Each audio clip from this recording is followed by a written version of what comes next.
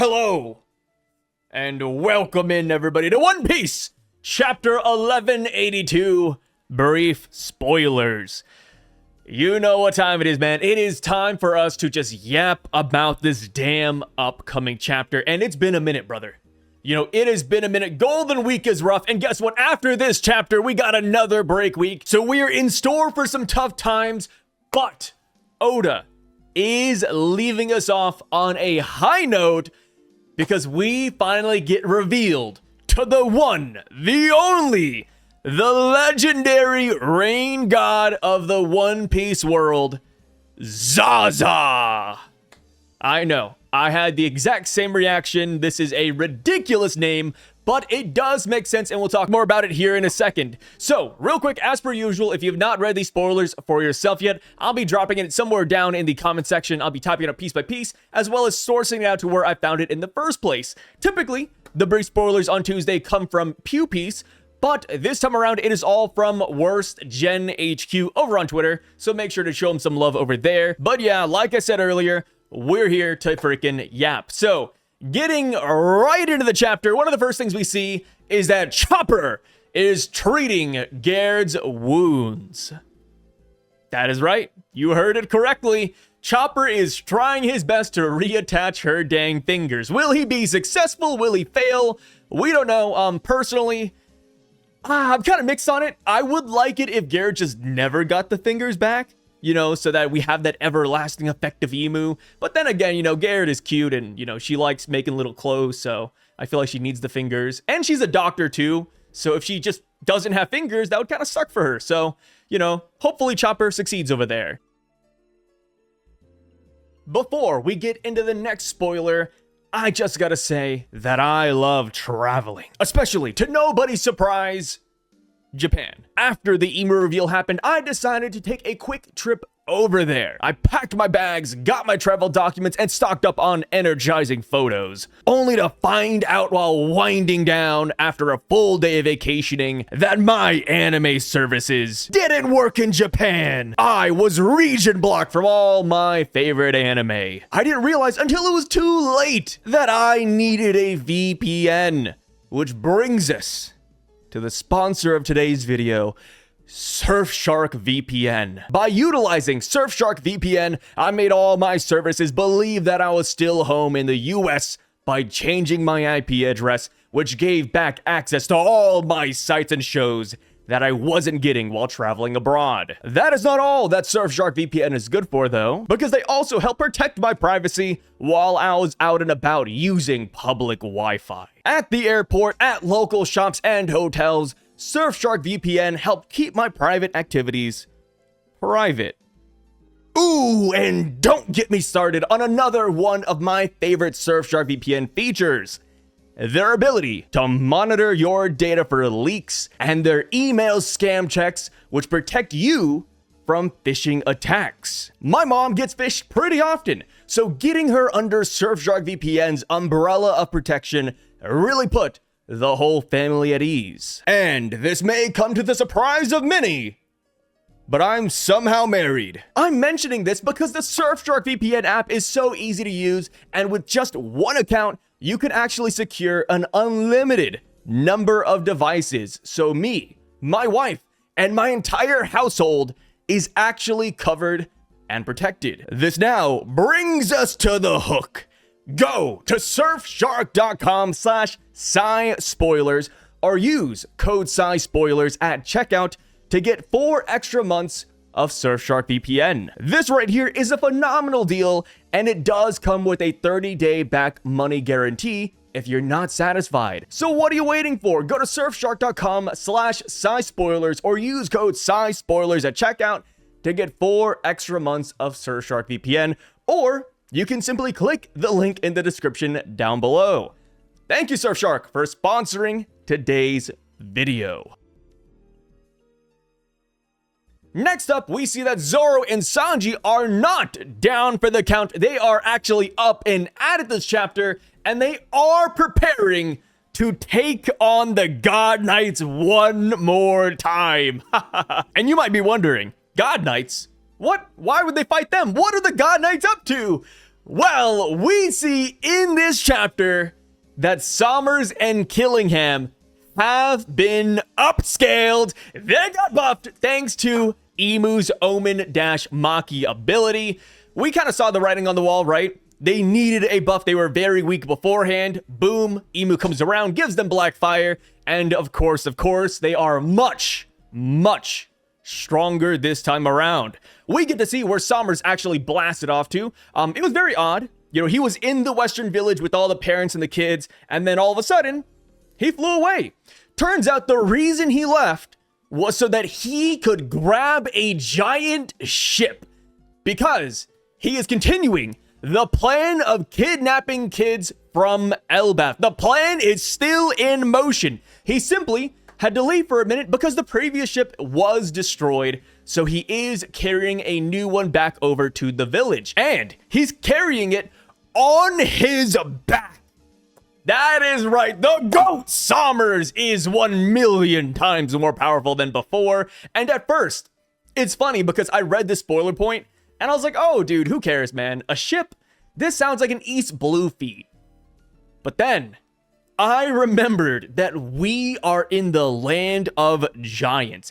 These ships should be freaking massive, dude. The Thousand Sunny, keep in mind, the Thousand Sunny, it fit on a singular chair within Hyruden's ship. If this is a giant Elbaphian ship we're talking about, Sommers is very powerful. Like, no joke, maybe like 100 times stronger than he was before. But of course, I don't have the chapter in front of me. I do not know how big this ship is, but if it is an Elbaff ship, this is freaking hype for the 10 Sommers fans out there. Me, myself, I, Sai, put my last name in there. I am the Sommers fan club, guys.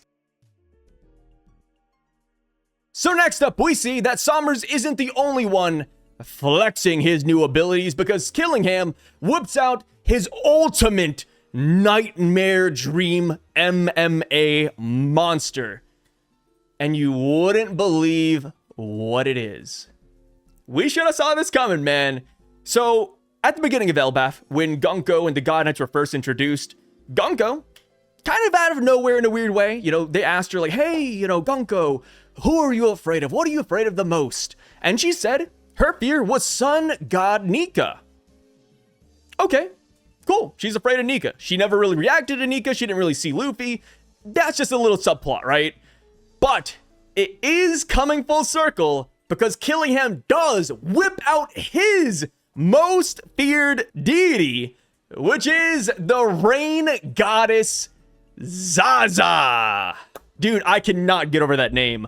Of course, depending on where you live, Zaza might mean nothing or could mean something else. But here in America, right, at least a decade ago, Zaza was used as slang for weed. So whenever I hear Zaza, I'm just like, yo, who is lighting it up, man? Who is lighting that up? So the reason why Zaza does make sense, though, is because that is the onomatopoeia for rain. Yes, you heard that right. It is the rain sound effect that is typically used in anime and, of course, in One Piece. And that does follow a thematic. Because if you guys didn't know, Nika is actually the sound effect of somebody smiling. So Nika the sun god, Zaza the rain god, with those two dots on the map, I think we can start deducing what the names of the earth god and the forest god will actually be. I don't think it's super crazy. You should start seeing earth god and forest god name theories popping up in the following week. So yeah, that is right. Killingham spawns Zaza out of his imagination and he sicks her on the Elbaff village. And Zaza easily floods the village with, believe it or not, water. Yeah, Zaza is absolutely insane. And Worstgen goes on to describe what Zaza actually looks like. And he says that she has a tall hat just like Imu. And she also has a flying ring behind her, like Imu as well. And Worstgen goes on to say that that ring could be a good indication that Luffy has not fully awakened. If Imu, the devil's fruit, has a ring behind him, if the rain god has a ring behind her, yes, Luffy should have a ring behind him when he reaches his final form. I do agree with Worst Gen's theory. I do think there will be a Gear 6. It is in the cards, brother. Luffy is a Zoan. We have no idea what his forms actually are. Yes, I think he has another one in him. So, on her ring, instead of having eyes like Imu's, hers has rain symbols instead, which is pretty cool. I'm wondering, is it just like a giant rain droplet? Is it like a waves or something? I don't know. But yes, Zaza is here and she is grand. And one thing to keep in mind is that the Zaza we're seeing in this chapter should be heavily nerfed, because this is simply Killingham's imagination that's bringing her to life. And the reason I'm saying this is because we gotta remember, Killingham spawned in a fake sun god Nika, right? The Nightmare Nika. Yes, it was way bigger than Luffy and it could regenerate, but it wasn't as strong as Luffy is, in my opinion. So yes, while Zaza is here, while Zaza is Killingham's ultimate creation, we should expect the real Zaza to like 10x this, right? So as far as Zaza goes, we learn that this deity is actually what the world government fears the most. Bro, what a thing to say. And I think this makes sense, by the way, because it's always been odd that the world government, out of anywhere in the world, chose to live on top of the red line. It does seem like they fear water or rain. So this all is coming together. And now we just have to ask the question, but where is Zaza today? Where's the real Zaza? Surely it respawned as a devil fruit, right? I mean, hell, we know that devil fruits spawn based off of imagination, dreams, and beliefs. The world government is afraid of Zaza, right? They're perpetuating the Zaza belief. So it's gotta be out there somewhere. And I do still believe that Dragon is the best candidate. And since we know that Zaza is the sound effect for rain, that's actually one of the first things we get with Dragon. Dragon's introduction panel has Zaza all underneath it. Bro. I mean, Rain God Dragon theories have been around for a long time, and I feel like this chapter just pushed that theory even higher. I'm kind of curious though, if Dragon does have the Zaza Devil Fruit, does that mean that his final form turns him into a Rain Girl? Or is it going to be like a Rain Guy hybrid form? I don't know, right? Semantics. But yes, after we get Zaza destroying the village, we end the chapter off with Zoro and Sanji preparing to combat the God Knights.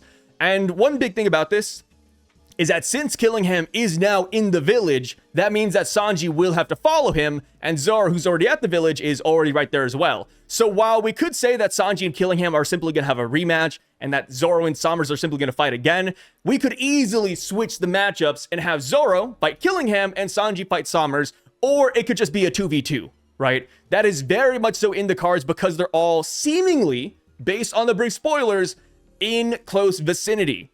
But the big question is simply, who fights Zaza? Do Zoro and Sanji fight her as well? Is it like a 2v3?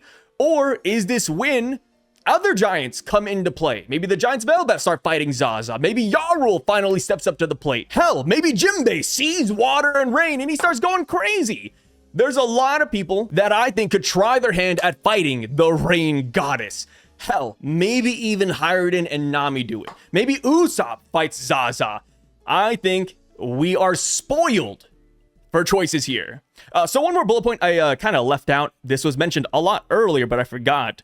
But we do see more of Loki versus Imu. And Loki is using Ragnir's ice attacks alongside his lightning attacks to hurt Imu. But Imu is simply countering with giant fireballs. Oh, real quick, Redon actually chimed in with some clarifications as far as the Zaza spoiler point goes, but Redon says that she is a woman with long hair and 4 arms. Okay. All right. Whoa. The 4 arms thing is crazy. He also says that her body is transparent and we can see that her interior is filled with water. She has a white ring circle on her back like Imu's, but without eyes. She also wears a robe and her face is covered with a veil where you can only see her eyes. She also wears a conical hat decorated with jewels, and several of them are hanging from the hat. And Redon does attach a picture here, which I will be showing you guys. So yes, do that what you will. And King also chimed in as well, saying that the part about the world government being afraid of the rain goddess isn't entirely accurate. It's more so that the people of the Holy Land are the ones who fear rain, which again goes back to what I said, right? It's probably why they live up on the red line. Glad we got that clarification there. And there we have it, y'all. One Piece chapter 1182 spoilers are freaking crazy. The reveal of Zaza, unironically, can easily carry us through this upcoming break week. Let me know all your thoughts down below. I would love to hear them, and we will be back tomorrow if the full spoilers drop. If they don't, then we'll be coming back later with a comment video. So if you want your comment read, make sure to drop it down there if we do that. But yes, thank you guys so much for watching this video. Really freaking appreciate it. Make sure to check out Surfshark VPN, and I'll catch you guys later. Peace out, and stay safe, brothers.